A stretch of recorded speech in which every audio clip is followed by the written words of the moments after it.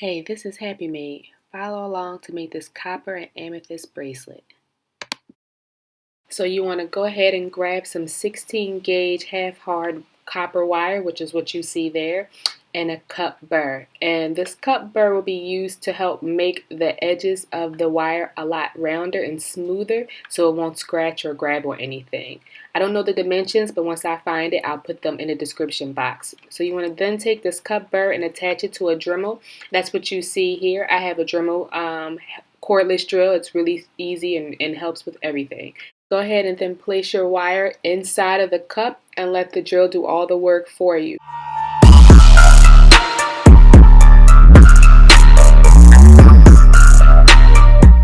So just go ahead and let the drill do the work for you. Then once you're done, check to make sure that the edges are nice and round, which they are. As you see, they feel nice and smooth for me. And so now we're ready to go to the next step. Now you want to make sure your wire is straight. Take some small round nose pliers, put it on the edge of the wire, and then bend it to create a circle. This is more of a decorative finish. You do not have to do this to make the S clasp. You could leave it as it was, but I like it to look a little fancier. So then that's why I do this step. So then once you have the circle done, you want to go ahead and take a jump ring maker. Use the bigger part to create the S clasp. So then you're going to place the wire inside and just bend it around the bigger part of the jump ring maker all the way around till you meet the other end of the wire. This creates the first part of the S clasp and it makes it look really nice and neat and professional as you see here. So then you want to take the wire, using the other side of the jump ring maker and start to make the S, but stop halfway in the middle.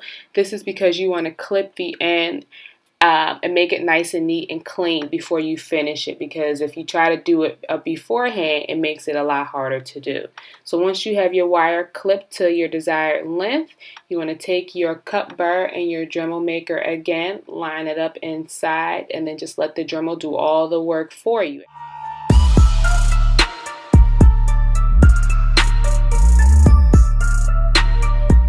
Now that the cup burr did all the work for me and my edge is nice and smooth and rounded again, I'm going to take my small round nose pliers that you saw me use the first time, create another circle on this opposite end of the wire.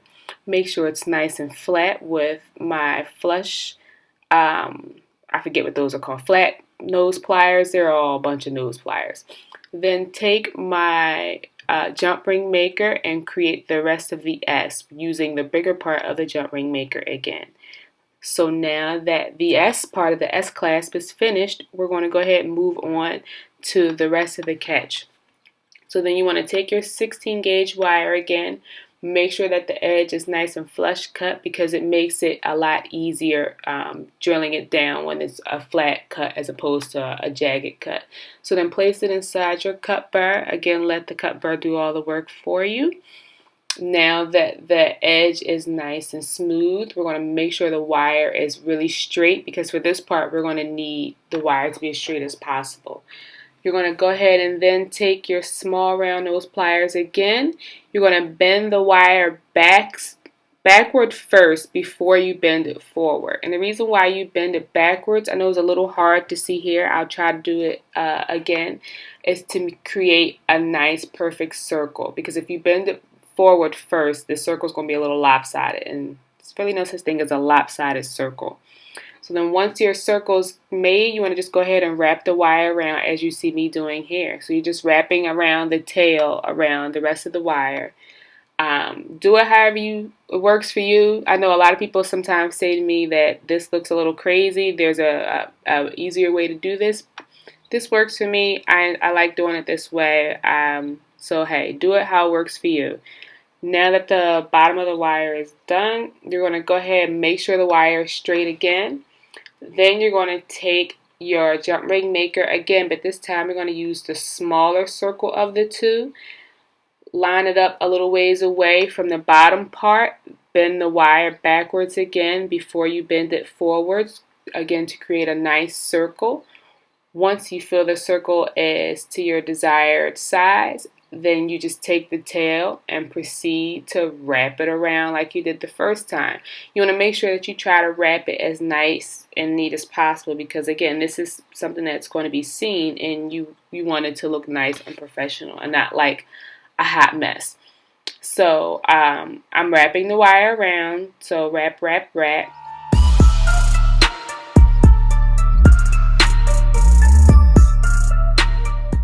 Now that the wire is wrapped all the way around, again, I took some flush cutters and not so nice looking made a flush cut. It wasn't the best cut, but it was a cut. Then I'm going to take the wire again, line it up in my cut burr, let the cut burr do all the work for me, and this is so the catch doesn't catch, no pun intended, all on my neck and scratch me or whoever the person is who will get this bracelet. Now that it's rounded and my fingers feel a little crazy, I'm going to just go ahead and take some pliers and push the ends all the way around so it's sitting nice and tucked in for the catch. And now that it is already made, and we're going to check to make sure that it fits nice and neat within the S clasp and everything looks like it's good to go. So we're going to go ahead and move on to the next step. Okay, hey again. So here's what you'll need. Ball peen hammer, which is what you see here. You'll need a small anvil to make sure you can hammer everything nice and flat. This is a rubber pad just to help with noise reduction, and a sandbag again for noise reduction. You'll also need some of those right there. Yes, those are my big muscles. So once you have everything set and ready, you want to go ahead and line it up, make sure that you're nice and comfortable, which I am. Then grab your piece and then just begin to proceed banging and bang.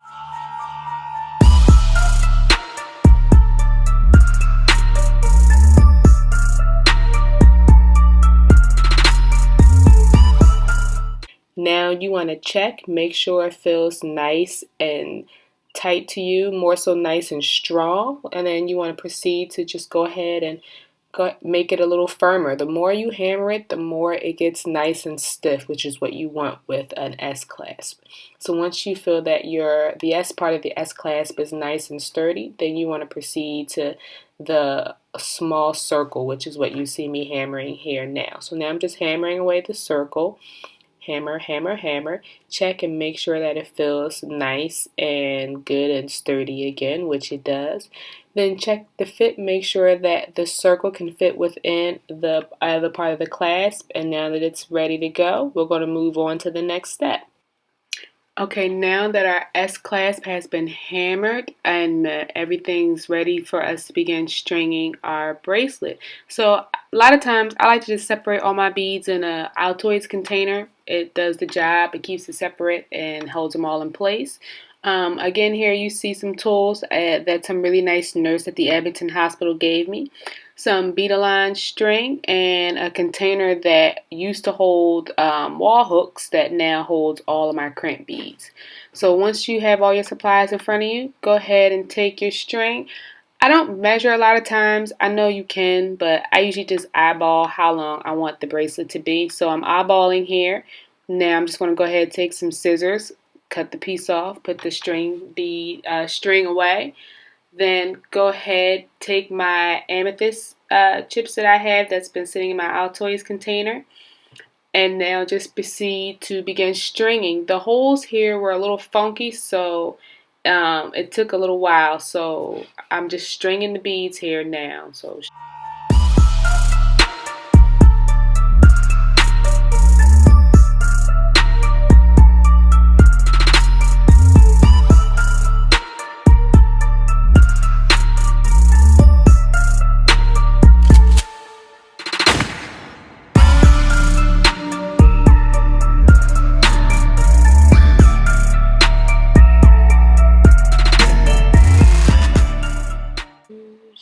Isn't this a really nice amethyst bead? I don't know what I'm going to make with that, but I'll make something.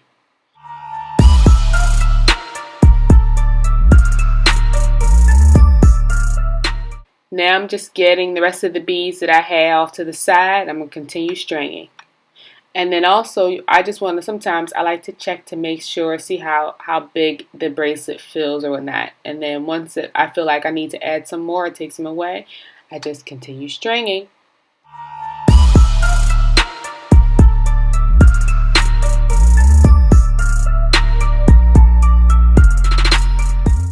Now the bracelet looks like it may be about the size I want it to be. So then I'm just going to go ahead and now grab a couple of copper, I forget what these are called.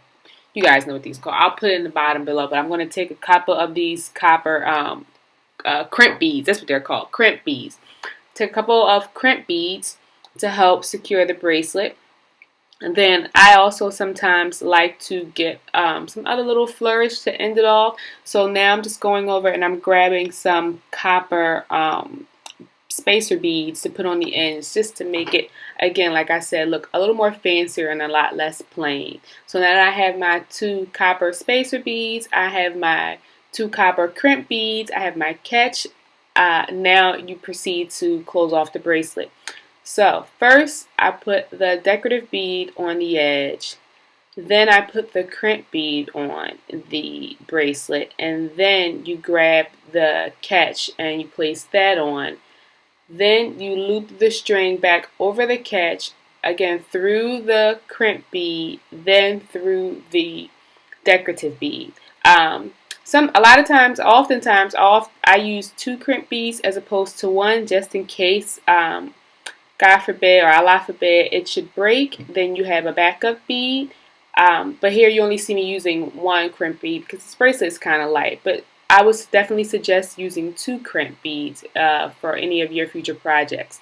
So then you take the inside of the crimp bead tool, which has a dip in it, which will create a dip in the bead when you bend it the first time. Then you take the outer part of the tool and it closes it around the dip, creating a nice firm closure around the 2 pieces of string so nothing should move. So now that everything is nice and closed up and ready to go, you just want to take your excess string or your tail, thread it back through the decorative bead, and then try to thread it through as many of the amethyst chips as possible. Again, this is just, again, to make sure that the bracelet is nice and secure, there isn't any weak spots, what have you, and it just, again, makes it feel a lot less dainty for me and a lot more like it can stand up to working with some kids and, you know, cooking some dinners and all that jazz. So now, again, I'm just checking the fit, seeing how big it'll be for someone who has normal size wrist, unlike myself. Then I'm taking the other edge of the bracelet, and you're just going to do the same exact steps. Decorative bead first, followed by your crimp bead. And I would, again, suggest using 2 crimp beads. Then the other side of the actual S part of your S clasp. Just for future reference, or for you guys out there, you should make sure that your S clasp is fully closed first, which I thought I did here by just closing the small circles. So you see me closing the small circles here, making sure that it's all secure so the bracelet doesn't come off the S clasp. But I also, and you'll see it in a second, forgot to push the actual S clasp close all the way, the S part of the S clasp closed. So as I'm stringing the bracelet, you see that the S is just going to fall off the string at some point. So there goes the S clasp, and again that fell off because I did not secure the S part closed. So I'm just going to go ahead and continue threading the string through the amethyst chips because, again, before I said the holes were kind of wonky. Then I'm going to just take my fingers, even though it's still really hard, stiff hardened, work hardened rather, and then bend back and forth the wire until I feel like the bottom part of the S is nice and closed well. Then thread it back through the string, and now my bracelet is nice and ready for me to finally close it off. So then just pull the tail through as many beads as you feel you want it to go through, which is what you see me doing here.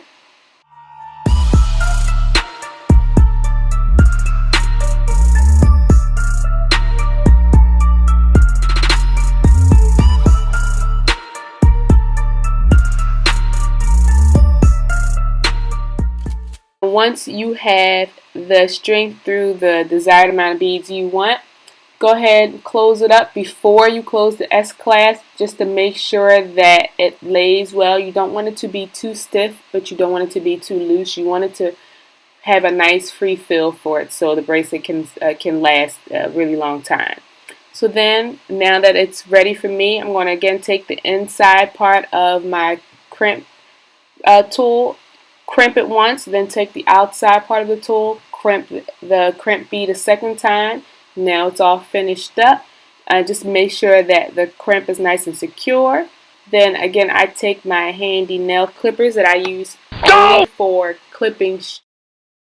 Now with one that's working, I will not be using on my fingernails. Again, I'll be using to clip the excess string from the bracelet to make sure that it's a nice and tidy clip. I've tried using other tools like I said before, but a cheap nail clip works the best because I can get in there and cut as closest to the bead as possible. So then once I have it cut, I go ahead and make sure that the string is placed inside the bead. Check that the clasp is working well, which it is. Lay it down, make sure it looks great, and it looks good to go. So here you go. Thanks for watching and have a nice day. And here's our finished S clasp and amethyst bracelet. Thanks for watching.